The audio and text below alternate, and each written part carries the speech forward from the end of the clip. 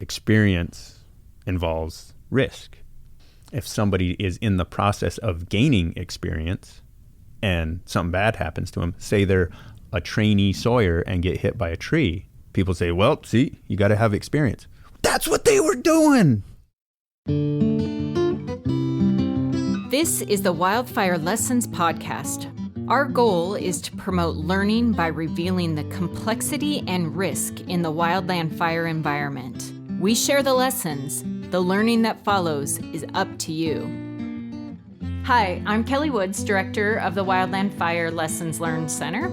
On today's episode of the podcast, we will hear a conversation between Alex Viktora, our Assistant Center Director, and Travis Dotson, our analyst. They're going to talk about a recent report we produced titled The Tree Felling Accident Analysis, and they'll discuss why we produced the report and what we found in the process. You can find this report on our website, wildfirelessons.net. Do a search for Tree Felling Accident Analysis. Let's listen to what they have to say. Sometimes the actual data might be different than our assumptions. So what are you looking at there? So this is the 2004 to 2019 tree felling accident analysis. Why does this exist, and why is that the title? It was a tasking from the group doing the serious accident investigation on the Brian Hughes fatality. Mm-hmm. From the Ferguson fire. Yep. Ferguson fire, yeah. Brian was captain on Arrowhead Hot Shots. He died, and he got hit by a tree that was being felled. And anyway, in the process of them doing that SAI, they said, hey, we should do an analysis of tree felling accidents over the years, which is a common thing, not just with this, but I think in general, people go to a serious accident investigation, and it's one of those frustrating things. It's just like, hey, this has happened before. And a lot of things like this have happened before. Why does it keep happening?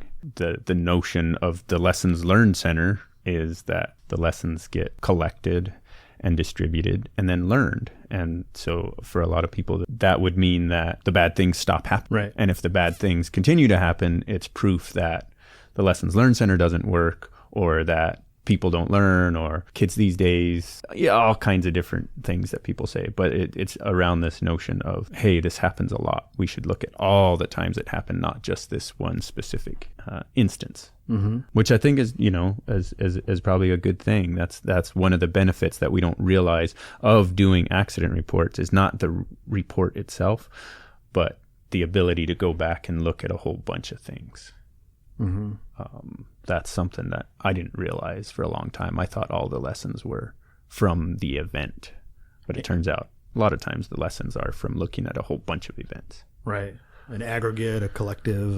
Yeah. Mm-hmm. So anyway, this was tasked to the Lessons Learned Center, and that title came from the tasking, right? That was an analysis of tree felling accidents or something like that, because I'm sure we're saying it wrong. Right. Well, I've got it pulled up. Where'd it go here? So this is from the Corrective Action Plan, is what it's called. Captain Brian Hughes Fatality Joint Corrective Action Plan. It's joint because this was an effort between the Forest Service, on whose managed land the incident took place, and the National Park Service, which is who Brian worked for. The bit that's written in here in the Corrective Action Plan is pretty close to what you ended up doing. The bottom line is you took a look at incidents from 2004 to 2019, felling incidents. We start to have to parse things pretty quickly here, right? Yeah. What it is we're talking about. So what were we talking about here? Yeah, it was instances where somebody was falling a tree, right? It's not like I excluded all of the instances where people got hit by a tree that wasn't being cut on with a chainsaw. It's just, which is 50% of our tree strikes are random trees falling. Right. And that 50% is, it fluctuates. It goes 49, 51, 50, 50 through, and I'm saying that based on the years that I have looked specifically at that. The tasking was look at where they're actually falling the tree. So somebody was cutting on a tree. It doesn't mean that the sawyers get hit. Right. Somebody got hit by a tree that somebody was falling. Right. Or in the process. And it's very specific. It's like, including sizing up the tree, but not tree accidents where they're bucking the tree. Mm-hmm. So all the bucking accidents were not included. All the hit by tree where they weren't falling the tree was excluded. And so you did it. You launched into it. Yeah, and just the nature of this work as you get in there, and the tasking was really so focused on recommendations. Hey, are we recommending things that haven't been done? Have we, are they just not completed yet? And see if there's redundancy, all that stuff in it. And you get into it. And what I ended up focusing on was just operations, similarities and stuff like that, things that happen, not what the report concluded. Sure. Partly because that stuff's easier to quantify. Mm-hmm. Like it's easy to count. How many times did people get hit on the head? Right. A helmet strike. Right. That's something that is easily countable. Mm-hmm. It says in here somewhere how many reports. Yeah, 53. 53 incidents. And it was super daunting. And I was glad when I got it down to 53. Right. Yeah. 53 is still a lot. And what were you able to sort of conclude is a strong word, but what do you think you uncovered or teased out of these 53 reports? I know there were a few things that kind of jumped out to me, but what jumps out to you?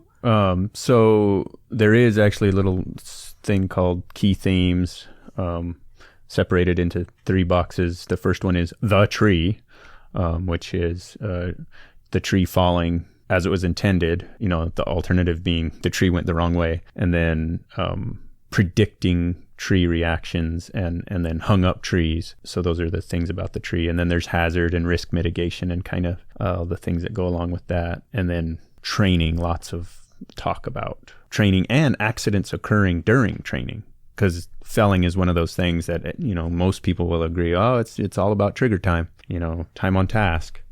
It's super important. That's how we do it. That's how we learn and train and grow. And there's risk involved in that, just like there is with any operation. And so some people, it's just a funny thing that we love to point out, which is, well, people don't have experience. People, it's a common thing we say, they need more experience. Guess what? Experience involves risk. If somebody is in the process of gaining experience and something bad happens to them, say they're a trainee sawyer and get hit by a tree, people say, well, see, you got to have experience. They were getting the experience when they got hit by the tree. Right. And so it's kind of funny to me to point back at it and go, it's just they don't know what they're doing because they need to cut more. Right. They were cutting when they got hit. Right. So, yeah. Anyway, but it is this thing of like, okay, if accidents do occur during chainsaw training, what are some things that we can, it's just kind of opening our eyes a little bit. Anyway, the first thing in there, the thing that did stand out to me was, did the tree fall as intended? Now, think about it. We're talking about people getting hit by trees. The thing that comes immediately to my mind is, they botched the cut and it went the wrong way. That's why they got hit. And that does happen. But of these incidents, 53% of the time, the tree fell the intended direction. So I don't know if that's eye-opening or not. To me, I had to think about it, and I counted over and over again. I was like, wait a minute. Carry the one, right? Yeah. Do the math again. Yeah. And then there was, as you start to break it down, it starts to make more sense. The times that the tree goes the way that we want it to and people get hit, is if the tree goes the way you want it to and it gets hung up, right? It still went the way you want it to. It just didn't make it all the way through the canopy. Right. Okay. And so now you're dealing with a hung up tree. That's covered in another bullet, but it's just, which, we can argue that, well, that's a completely different falling scenario. Right. Which is true from a complexity and all that stuff. But we all know that when you're the person that just fell the tree that's hung up now, like you just want to get it on the ground. Right. And of course that gets into all other things. So anyway, tree going as intended but getting hung up. And then the other thing is the tree went the exact direction that it was intended to. It's just that it smacked somebody that was in the fall area. Right. Other workers, swampers usually. Or somebody like randomly walking down the fire line or something like that. Control your fall area. That's what almost all of those reports say. Well, they just didn't control the fall area. And then another kind of bullet is the tree goes the direction it's intended to, but portions of it fall. The top breaks out and goes a different direction, or a limb falls out, or stuff like that. And then there's this other really random weird thing is the tree that they were falling goes right where they intended it to. It causes a separate tree to fall. And in a couple instances, just a big tree hitting the ground caused other snags to fall. It's usually snags. And then they're standing at the stump looking at this, hey, wow, we really nailed that, hit the pop can. And then some random tree falls from behind them. And I mean, that's weird, but it happens. It's happened more than once, I guess is the only way to say that. Sure. So, yeah, and I don't know what that means. I don't know. Does that mean anything to you that 53% of the time the tree goes the intended direction? Well, this is the first section of the report, and I think it kind of did jump out at me because I think, like you, I have this mental picture in my mind of if there's an incident, somebody gets hurt, somebody gets killed in a falling operation, that is maybe the first place to go as well. Tree didn't fall the direction that it was intended to. So I felt like, yeah, there were going to be some numbers, but for the number to be that high, that was surprising to me. Yeah.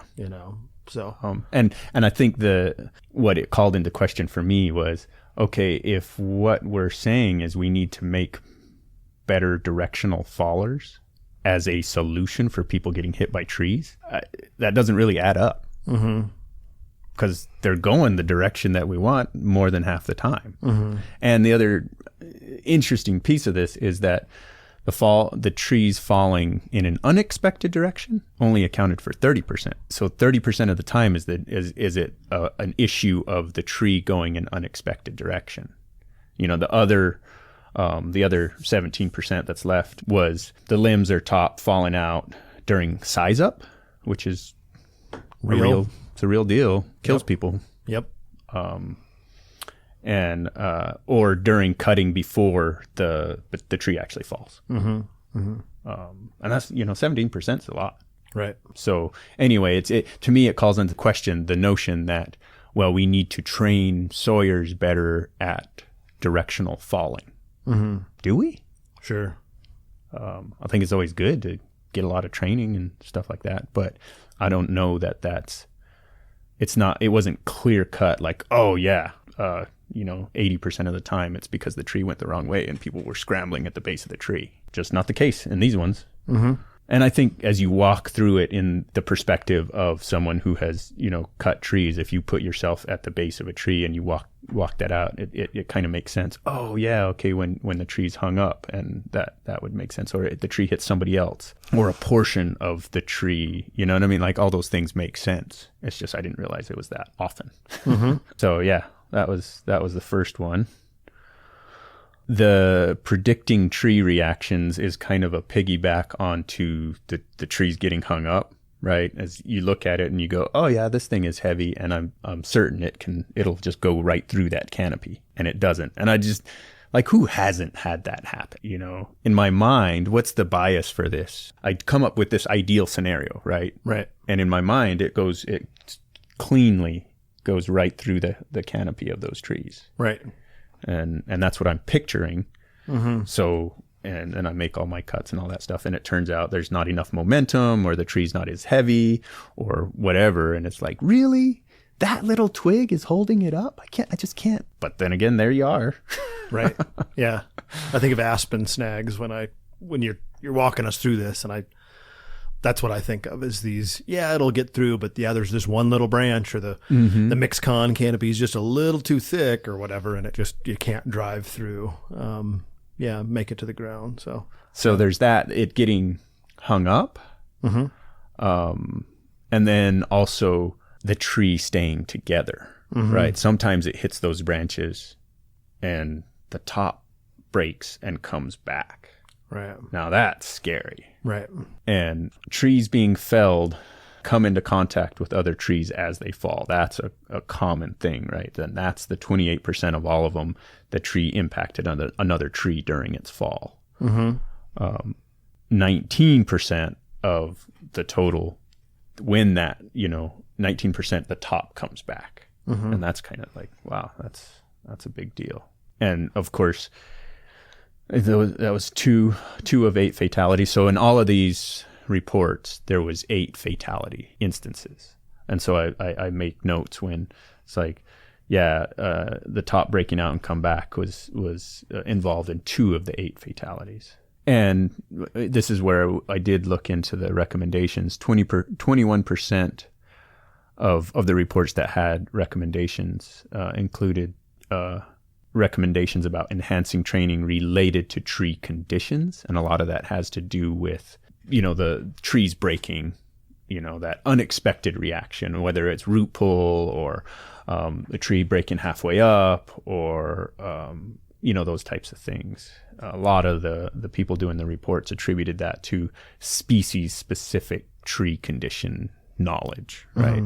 It's just like we treat a lot of fire, I think, in general, at least for me, in my experience, maybe it's just I'm just a product of where I came from, but I just think of fire in terms of ponderosa pine, and even in fire ecology related stuff. Oh, we need healthy fire and I think of a short return interval. And part of that is because that the research, it's convenient to do fire related research in a short fire return interval, like ponderosa pine, right? You can do that stuff. You can't. It's harder to research stand replacement fire regimes that have 100 or whatever. So anyway, then that general science, because it's available, gets applied to all kinds of stuff, right? Appropriate or not. Yeah, and right. Not in a lot of cases. And right. I think that's the same thing with tree cutting, is that a lot of our pictures come from cutting straight up and down trees. And, a lot of pondo, a lot of just like timber type trees. Right. That's what we picture, and that's what we get practice on. And now you're cutting an oak that's crazy heavy and doesn't grow straight. Right. And you can't help but use the slides that you gained in your experience, which is with a different kind of tree. So I don't know. That was another thing that was of note, I think. Hung up trees was a whole separate category. Of the times that people get hit, 19% of the time they were working on a hung up tree, whether the tree was hung up during the falling operation or it was already hung up. They just walked up to it and it was there. And I think that's understandable. Hung up trees are complex. And I think there's an extra layer of complexity when you're the person that hung it up. From my personal experience. Right. Talk about that a little bit. I don't like it. I want the tree on the ground. Right. And why do you want the tree on the ground? Simple question. Yeah. Why? Exactly. Because that was my job. That was what I intended to do. Was I've never been in a situation where I was intentionally trying to hang a tree up. Probably just means that I haven't cut that much, but usually you want it on the ground. Right. And usually if it gets hung up, it didn't go the way you planned. And there's all this identity stuff about, you're responsible for it, and you don't quit until it's on the ground, and you don't walk away from a tree. It's all this. It's evidence of being a bad sawyer if you can't correct your mistake, because it is a mistake. It's not intentional. And so for me, my reaction to that is it feels more urgent. And I would prefer that other people don't see that I'm doing that. So now I want to work faster, And of course, this is all me saying it from my young 20s self, right? Right. Where theoretically I'm a little more susceptible to that stuff. I know there's superheroes out there that don't care about what anybody else thinks, right? About them. Yeah. Right. And I have run into people that are like that, but they're weird. and not all that common. Yeah. But for better or worse. Yeah. I mean, it's that, and people talk about that, like, oh, the measure of a good faller or a good sawyer is they don't hesitate to walk away and all that stuff. But walking away from a tree you just hung up, and I remember I wrote a blog article where the title of it is, if you hang it up, hand over the saw, and just float this idea that if you hang a tree up, just give the saw to somebody else. Right. They're still going to get the tree on the ground, but it's just let somebody else do it. Right. And there was a bunch of people that just said I was a clown. Right. Because you should be able to finish the job. Right. But the whole point is just let somebody else that doesn't have the emotional investment make a clean, new size up of the complexity that's involved, because it's a completely different scenario at that point. Right. And I think in the blog post you made this comparison. We actually have formalized this in other aspects of our work. Yeah, the burn boss. Right. Like everybody, I don't know if everybody does it, because I know that's not the case. Not everybody does it, but it is a common practice when you're briefing before the burn, and you say, okay, if this thing goes over the hill, I am going to not be the burn boss anymore, even if it hasn't transitioned to an escape prescribed fire. Just even chasing it, I'm going to hand over, and you pre-designate. You say, okay, I'm Travis, I'm the burn boss, blah, blah, blah, blah, blah. If this thing goes over the hill and we're chasing it and we're kind of in suppression mode, Alex here is going to be the IC. And especially if we transition to a suppression fire. Right. We convert the fire. Convert it. Right. So-and-so is going to be the IC, even though I'm qualified. Right. Why is that? Right. Emotional investment, because it is likely that I'm going to bust my ass and do things that I wouldn't normally do, and theoretically take on more exposure or ask people to take on more exposure to catch that fire. Right. Because of the emotional investment. Right. Which makes perfect sense to me. Mm-hmm. And so how is it different with a tree? A hung up tree is the same scenario. Right. Except for all those superheroes that can control their emotions, and, everything is logic, and they're not affected by this stuff because they're superhuman. Right. And happen to also be really good fallers too, right? Yeah. Yeah. Yeah. That'd be an interesting Venn diagram, right?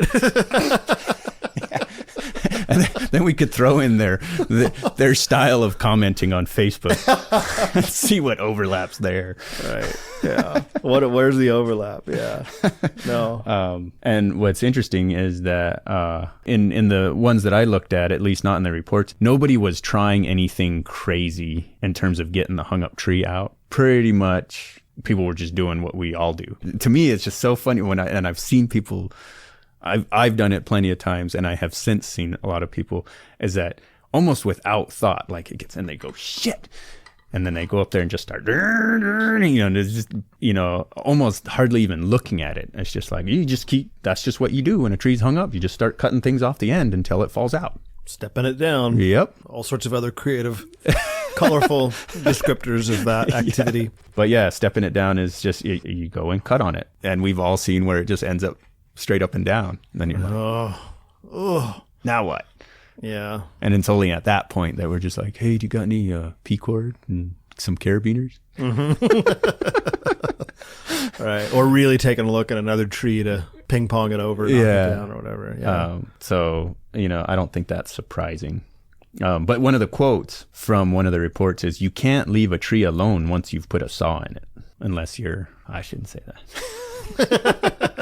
I remember I walked up, I came into a fire and we were relieving a crew, and we met that crew coming out. Mm-hmm. And I'd already kind of had beef with that crew in the past. And we walk up and we find a tree that has a face cut in it.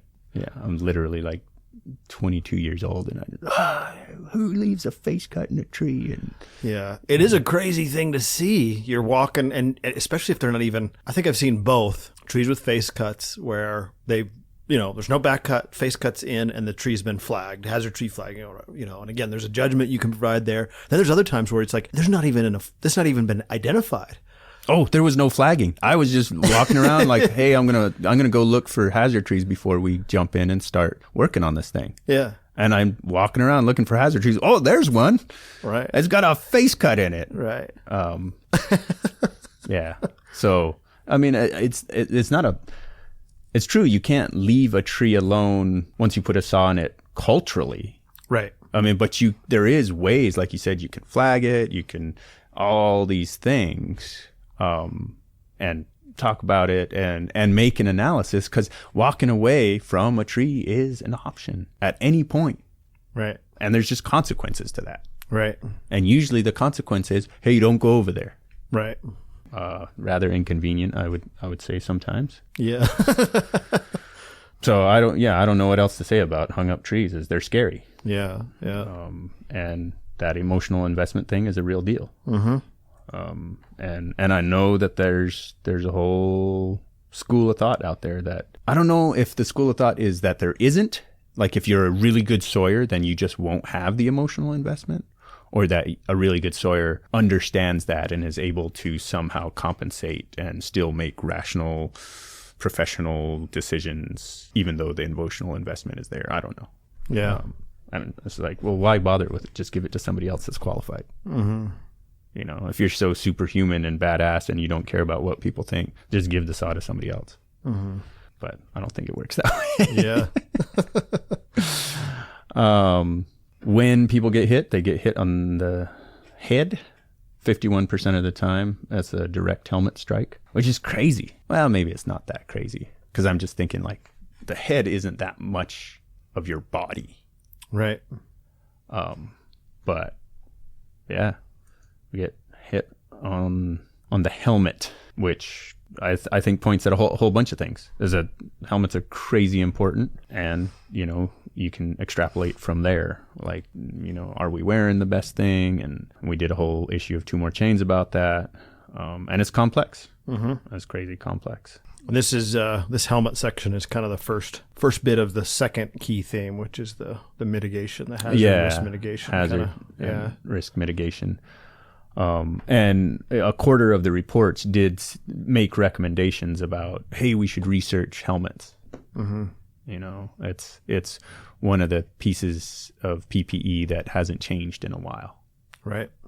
And especially with, you know, the NFL and the concussions and, you know, the types of snowboard and ski helmets that people are rocking now, and hockey, and, you know what I mean? Like, there's all kinds of different stuff out there. Right.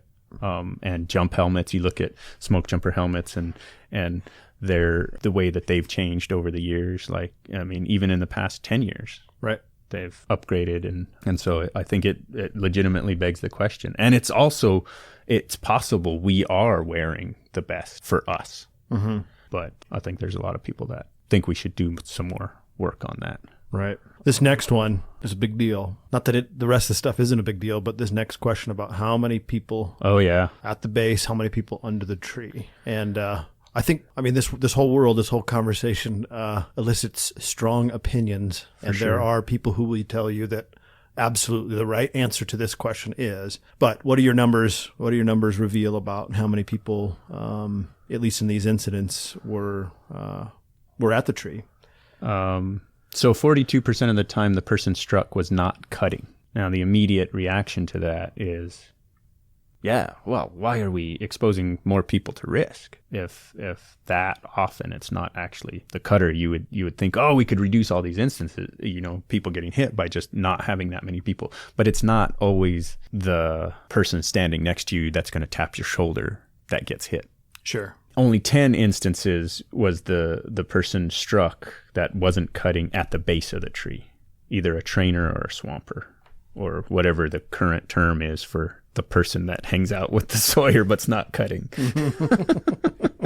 I always called it a swamper. And then almost as many, 8 instances where somebody was struck in the work area, but they weren't involved with the felling operation. And then the other one is just nobody was cutting because they were doing size up. Mm-hmm. And something fell out of the tree. Yeah, the whole thing about having somebody at the base of the tree is because so many of us learned that way, having 2 people there, and this idea that they're going to tap you on the shoulder. Their job is, you know, a whole bunch of things, but one of them being look up, and they're going to tap you or physically pull you away, which like literally has happened to me. Matt Pacheco pulled me away from the tree. Thanks, Matt. Yeah, appreciate that. That was a big branch. And I think other people have that slide. And so are pretty beholden to that. And then there's a whole group of people that teach that. No, the way to cut is one person at the base. Right. And it just from a real common sense type approach, it makes sense that like, yeah, that's just one less person exposed. It's never cut and dry like that, because if you were to take that 42% would drop dramatically if I didn't include those 12 instances where it wasn't a person at the base of the tree. Right. Okay. That's just 10 of 53. Mm-hmm. The safe distance compliance, that's just like, a lot of those reports were like, the 2.5 tree lengths, we just got to stick to it. And yet it doesn't work. I'm not saying that it doesn't work as in you're still going to get hit by a tree if you're 2.5 trees away. I'm just saying we cannot keep ourselves 2.5 tree lengths away. Mm-hmm. To me, it's a very efficiency, thoroughness type thing. It is very inefficient to stay 2.5 tree lengths away when you're prepping a road, right? Right. Like, really? Right. 2.5 tree lengths away of everybody that's cutting? And I know it's possible. It's just, it's slower. Right. In those instances, sometimes the tree goes the wrong way, because I'm usually comfortable. I can look and I go, oh yeah, it looks like they're going to take the tree that way. So I can be over here back behind them, cleaning stuff up and I'm not that concerned about it. Of course, if the tree goes the wrong way, then I'm scrambling, which it does happen, but not as often as the tree actually went as intended, and it still hits somebody overhead. Who ignores stuff overhead. Mm-hmm. I think to me the biggest one that was really challenging the status quo is talking about escape routes, the 45-degree angles. Right. So 40% of the time the person struck was in the traditional escape route, meaning the 45, including 5 of the 8 fatalities. And I've heard this in discussion for quite a while prior to me seeing these numbers. And it's usually those instances where the tree doesn't go the direction that they planned, yet, that moment where you see like, oh, the tree's going, you've already planned where you're going to go. And we report this all the time about when you talk about something and you train for it, it gets to the point where it's more like muscle memory and you're just doing what you're supposed to do. It's not a thought. We don't train people typically to look up and decide where you're going to go. Say, hey, you swamp the area out and you clear your escape routes. And when they say clear your escape routes, it's 45s off the back. And I picture it in my mind. I'm going to go down that way. And then the tree starts to go and you use your escape route. And in multiple instances, the tree fell that way. Right. Because they just didn't, for whatever reason, even if it's because they went through all their holding wood, doesn't matter. They used their escape route and got nailed. And so I think some people are saying, wait a minute, why are we designing escape routes for when everything goes as planned? Because when you need them the most is when it's not going the way that you expected. And I don't know the way around that other than what some of these reports very specifically recommend is don't just haul ass out of there, look and make an informed decision, and I know that people will say, oh yeah, we used to say face the danger, right? Like you look at it and you make a decision before you go. But I mean, our training is pretty saturated with the 45-degree escape route. I mean, not that I've taken S212 recently, but and I don't know, maybe we are training differently now. I think that is a conversation I anticipate being had more and more. I think that these are some of those types of ideas. Rote memorization is not always the answer. There is a dark side to muscle memory, and that's true of all kinds of different things. It's the whole idea of mindfulness. Not that they're mutually exclusive, but the idea of, you want to train so you're not thinking. I know that like being able to deploy a hose lay or some of those types of things that should be quick and fast and efficient and that like I want the training and I want to be able to, you got to be able to do this stuff in your sleep. Cutting away a main parachute. That's not an analytical, I mean, there is some analysis, but the time wedge is so compressed that And that's, again, the reason why we train the way you're describing here is that we try to automate some of these things because the time wedge is absolutely zero and seconds. But just because that works in some, that is, right. It doesn't mean that that's true for everything. Sure. Because there's people that would have us automate everything. Right. Yeah. And just have playbooks. Right. There's plays, scripts, checklists, all of that stuff. And we need that stuff. And there's times where the whole idea of situation awareness is a constant reevaluation. Some people would make the argument that situation awareness is mindfulness, but that it's just being here now and like constantly taking stock of it. And that, the situation awareness, tint, I guess, to this escape routes thing would be that, no, you make a decision, an informed decision about how you're going to escape that tree based on what is happening. The tree's going the direction that you thought. Yeah, makes perfect sense to go 45. But then again, like this, we're talking split seconds. There's times where you don't have time to make that call, and that's why a lot of people say, no, you just do whatever you can to just get away from that tree in a pre-planned direction. It's just a calculated risk. Right. We had an RLS a couple of years ago that was one of the main focuses was, do you look up or get gone? Mm-hmm.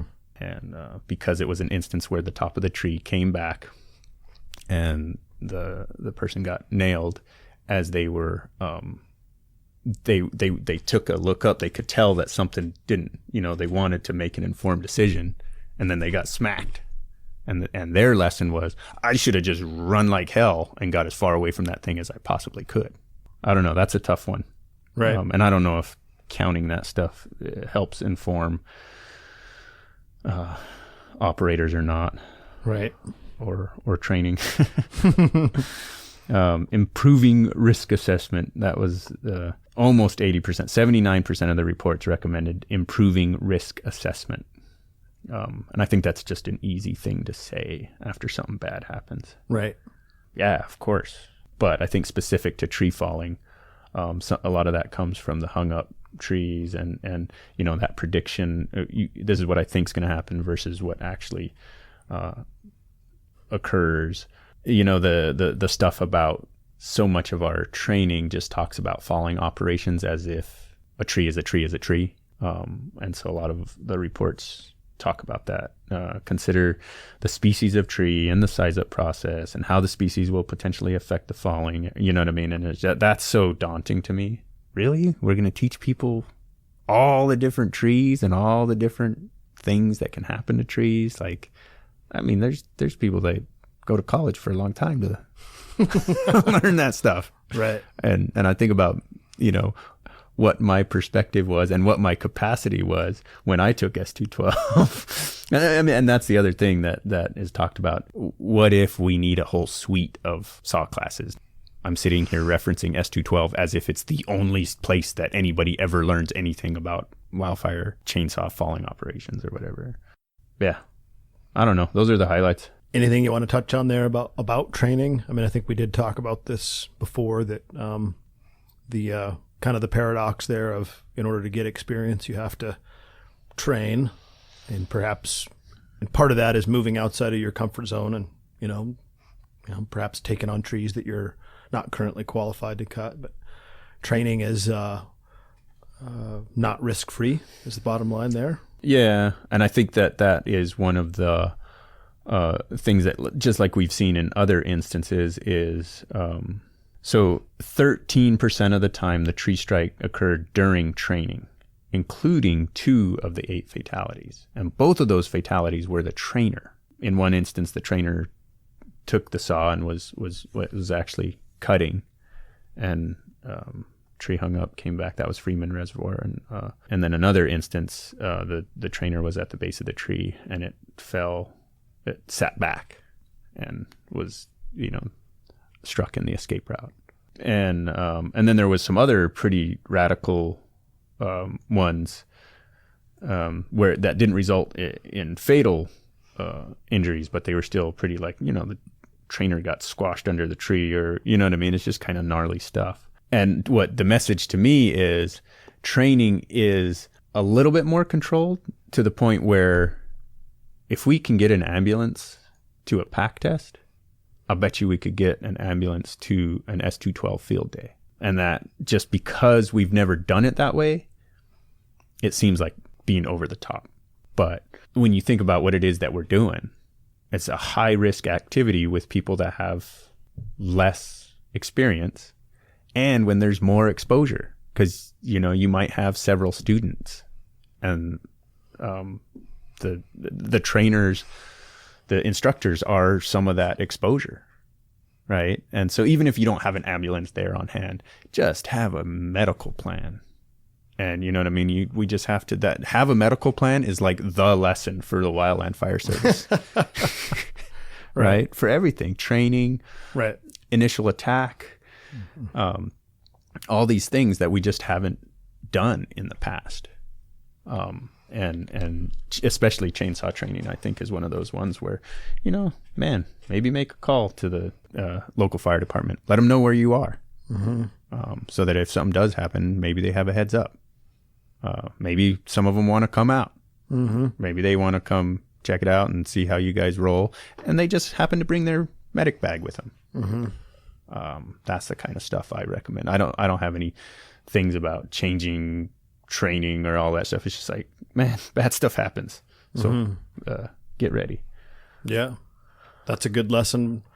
Outside the training realm, kind of looking at this analysis, these 53 reports and 8 fatalities, what other kinds of operational kind of things might you pass on or sum up for folks? A tactical pause after you hang up a tree, a serious tactical pause.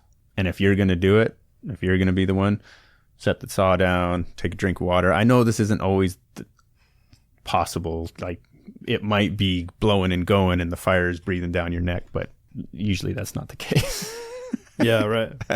But anyway, that is just that it's a whole new game. First of all, I would say consider letting somebody else do it. If there's, even if it's just you and your saw partner and you trade off, just like, you'll get the saw next time.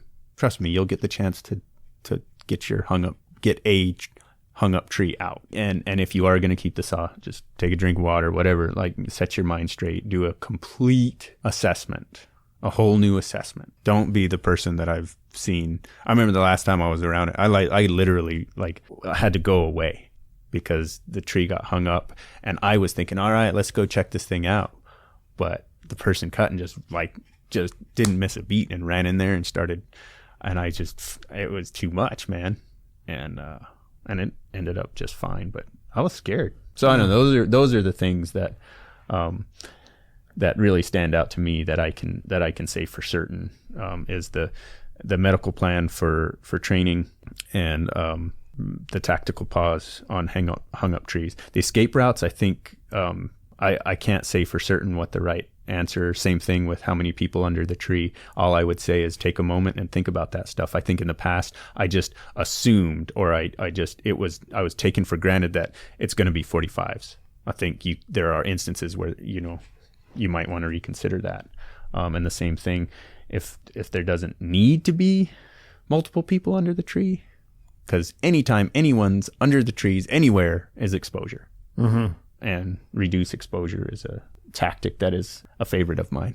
All right.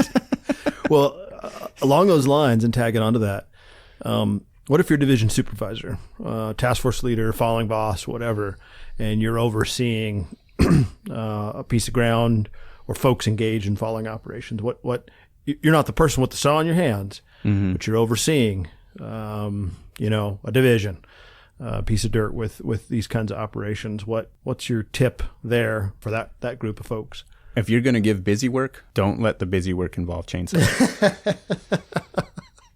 Right. It's just, it's a hard thing to do. We laugh about it, but if you've got a crew that's on day 13, you don't want to send them home. Right. So you can keep them out there.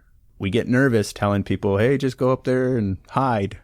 Right. Everybody'd rather be working than not working.